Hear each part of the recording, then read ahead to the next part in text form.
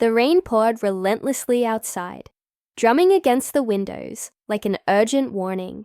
Inside a small, dimly lit apartment, Maria sat at the kitchen table, her hands trembling as she held a piece of paper that felt heavier than anything she had ever carried. Her 3 boys were in the next room, their laughter filling the air, oblivious to the storm, both outside and inside their mother's heart. Maria had seen hard days before. She had worked 2 jobs, slept too little, and sacrificed more than she ever thought possible just to keep a roof over their heads. But nothing had prepared her for this. A deportation notice. It stared back at her, the words cold and final, like a sentence that had already been decided long before she even had a chance to fight. Her mind raced. Where would they go? How could she leave? Her youngest, Mateo, was only 6. He still believed in bedtime stories and that his mother could fix everything.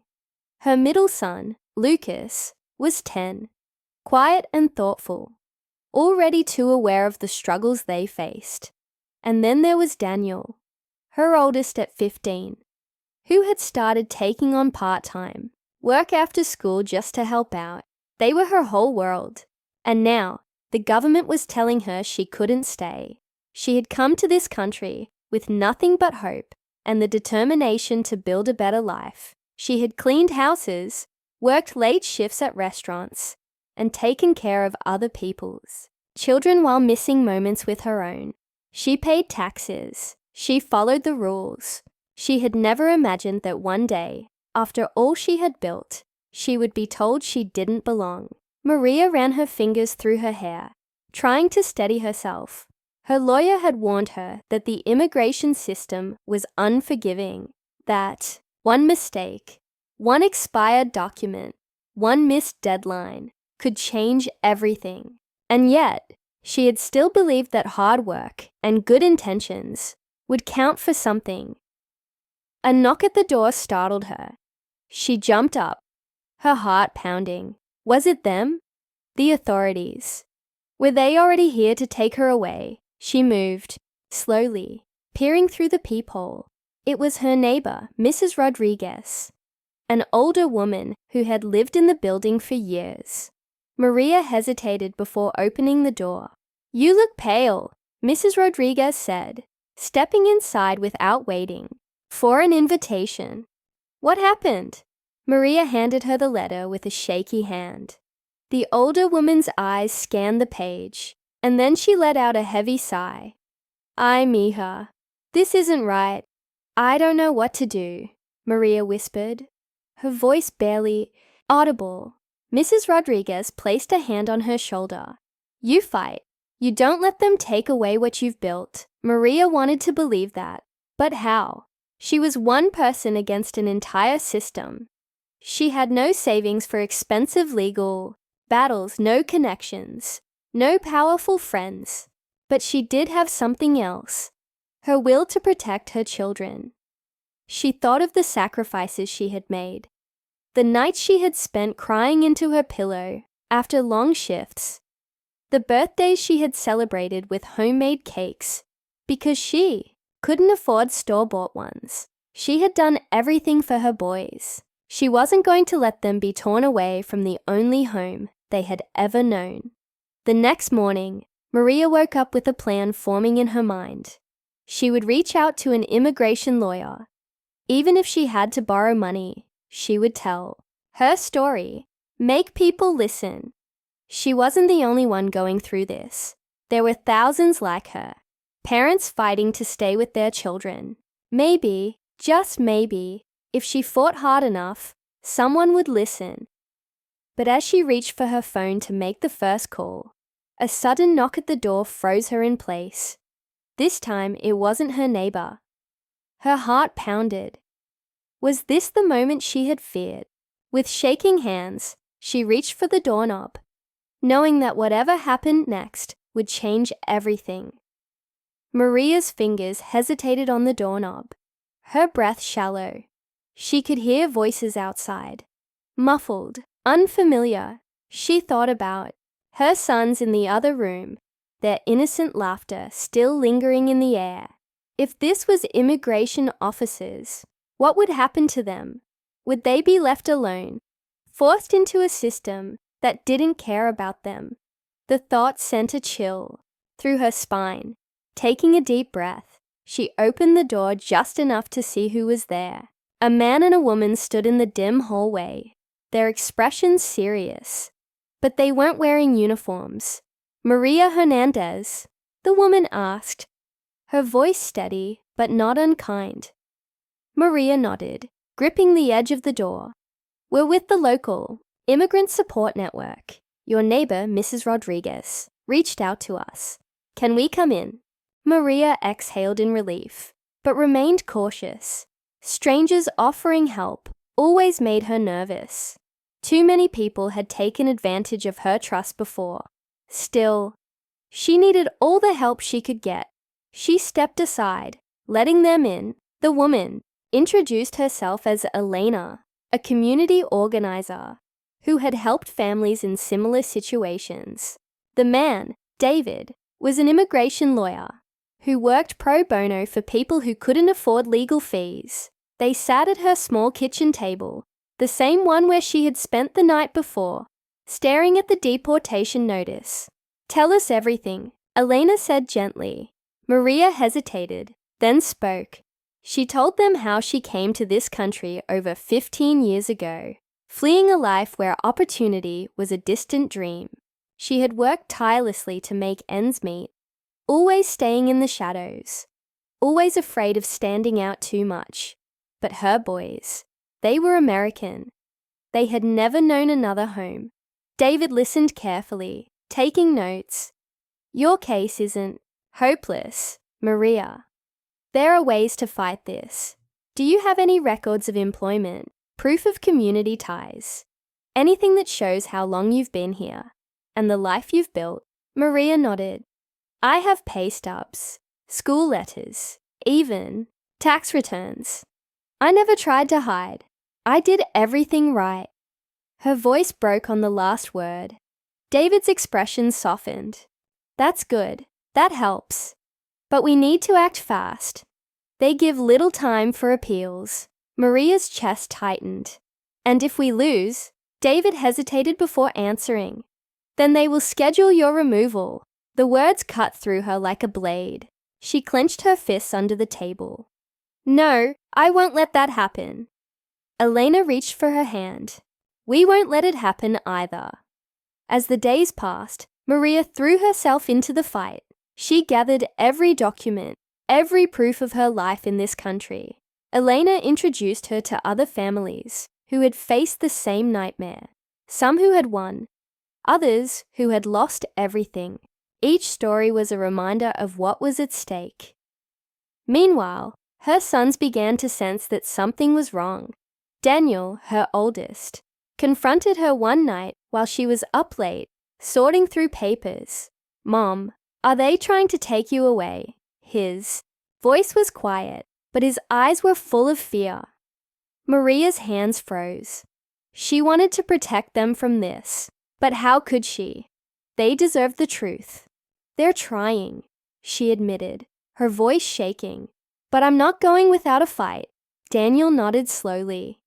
"Then we'll fight too." Maria felt a lump in her throat. She reached out and pulled him into a hug, holding on to him like he was her anchor. The fight wasn't easy. Every step was met with obstacles.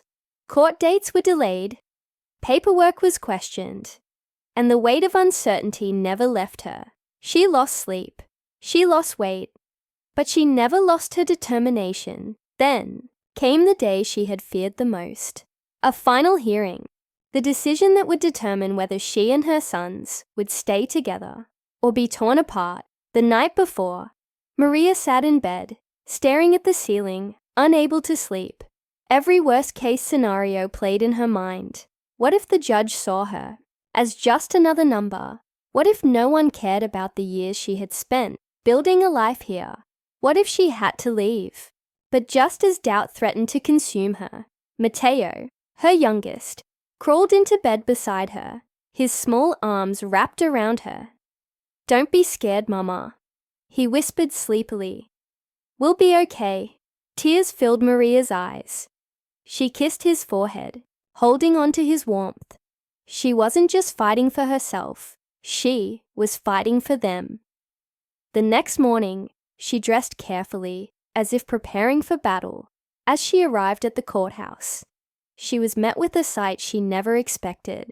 Dozens of people standing outside, holding signs, chanting her name, her neighbors, her co-workers.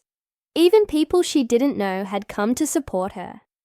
Her heart swelled. She wasn't alone. But as she stepped inside, facing the cold reality of the courtroom, she knew that no matter how many people stood behind her, the decision rested in the hands of one judge, and the judge was about to speak. Maria stood in the courtroom, her hands clasped tightly in her lap, trying to steady her breath. The judge, an older man with tired eyes, flipped through her case file. The room was silent, except for the occasional rustling of papers. Every second felt like an eternity. David sat beside her, his posture firm but calm, ready to defend her case. Across the room, a government attorney cleared her throat, preparing to argue why Maria should be deported. Maria's heart pounded. How could they sit there and treat her life like just another case number? The judge looked up. "Ms. Hernandez, I've reviewed the facts of your case. Before I make my decision, do you have anything you'd like to say?" Maria swallowed hard and stood. Her legs felt weak, but she refused to let fear silence her. She turned slightly, glancing at the back of the courtroom where her 3 sons sat, their faces full of worry. Seeing them gave her strength. "Your Honor," she began, her voice trembling but clear. "I know I'm not a perfect person, but I am a mother, and everything I have done, every sacrifice I have made, has been for my children. They were born here. This is their home. I may not have been born here, but I have given everything to this country. I have worked, paid my taxes, helped my neighbors. I've done my best to be the kind of person America stands for." She took a shaky breath. "If you send me away, you're not just punishing me, you're punishing my children. They need their mother, and I need them. Please, I'm asking you not just to look at the law, but to look at us as a family." A hush fell over the room. Maria could see the judge studying her, his expression unreadable. The government attorney shifted in her seat. "Your Honor, while we acknowledge Ms. Hernandez's contributions, the law is clear." The judge raised a hand to cut her off. He sighed and looked down at the papers once more. For a long moment, no one spoke. Then finally, he placed the file aside and folded his hands on the desk. "Ms. Hernandez, this system is not perfect. I see cases like yours far too often, and I know the stakes are higher than what's written on paper. You have shown strong ties to your community, a consistent record of work, and most importantly, you are the sole provider for your children." Maria felt her knees go weak. Was he saying what she thought he was saying? The judge continued. "Given these factors, I am granting you relief from deportation. You will not be removed from this country. Your case will be reviewed for a pathway to permanent residency." For a second, Maria didn't move, didn't breathe. Had she heard that right? Then she heard Mateo's small voice from the back of the courtroom. "Mama, you won." Tears blurred her vision as she turned toward her sons, their faces breaking into relieved smiles. She covered her mouth, nodding, unable to speak. Daniel reached for his brothers, pulling them into a tight embrace. Elena grinned, squeezing Maria's hand. "You did it." David gave her a small, reassuring nod. "You fought, Maria, and you won." The weight that had been crushing her for weeks suddenly lifted. She was staying. Her family was staying together. The nightmare was over. As they stepped out of the courtroom, the crowd outside erupted in cheers. Maria was overwhelmed.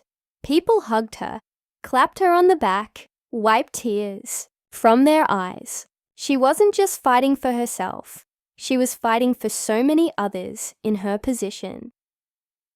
Later that night, back in their tiny apartment, Maria cooked a meal with her boys. Laughing as they crowded the small kitchen, the future was still uncertain in many ways, but for the first time in a long time, she wasn't afraid of what came next. She had faced the system, she had fought for her family, and she had won.